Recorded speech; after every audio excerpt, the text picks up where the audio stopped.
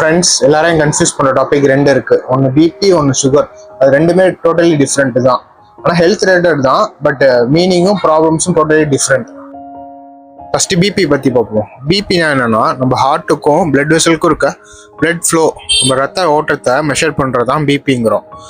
அது ஆவரேஜாக எவ்வளோ இருக்கணும்னா, சராசரியாக எவ்வளோ இருக்கணும்னா 120/80 மில்லிமீட்டர் ஆஃப் மெர்க்குரின்னு சொல்லுவாங்க. அவ்வளோ இருந்தால் தான் நமக்கு நார்மலாக இருக்குன்னு இருக்கும். அதோட ஹையாக இருந்துச்சுன்னா ஹை பிபின்னும், லோவாக இருந்துச்சுன்னா லோ பிபின்னு சொல்கிறாங்க. ஹையாக இருந்துச்சுன்னா ஹார்ட்டுக்கு ஸ்ட்ரெஸ் ஆகும், லோவாக இருந்துச்சுன்னா நமக்கு வந்து டயர்டாக, தலை சுத்தல் அது மாதிரிலாம் இருக்கும். நம்ம செகண்ட் பார்க்க ஒரு டாபிக் வந்து சுகர் லெவல் டெஸ்ட்.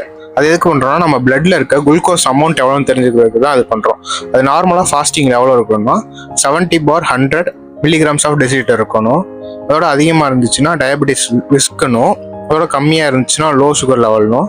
அது லீட்ஸ் டு வீக் ஆகும், பாடி வீக்காக இருக்க மாதிரியே இருக்கும், ஸ்வெட்டிங் ஓவர் ஆகும், ஃபெயிண்ட் ஆகும். பிபியை கம்மி பண்ண சால்ட் அண்ட் ஸ்ட்ரெஸ்ஸை கம்மி பண்ணுங்க. சுகர் லெவலை கம்மி பண்ண ஸ்வீட்ஸு, சாக்லேட்ஸ்லாம் அவாய்ட் பண்ணிவிட்டு எக்ஸசைஸு, மெடிடேஷன்ஸ் அது மாதிரிலாம் பண்ணுங்க. ரெண்டுமே டிஃப்ரெண்ட்டு தான், பட் ரொம்ப இம்பார்ட்டனும் கூட. Take care before it's too late. இது வந்து மெடிக்கல் அட்வைஸ் கிடையாது, இட்ஸ் ஜென்ரல் அவேர்னஸ் வீடியோ தான். உங்களுக்கு சுகர் இல்லை பிபி இருந்துச்சுன்னா உங்கள் டாக்டரை கன்சல்ட் பண்ணிக்கோங்க.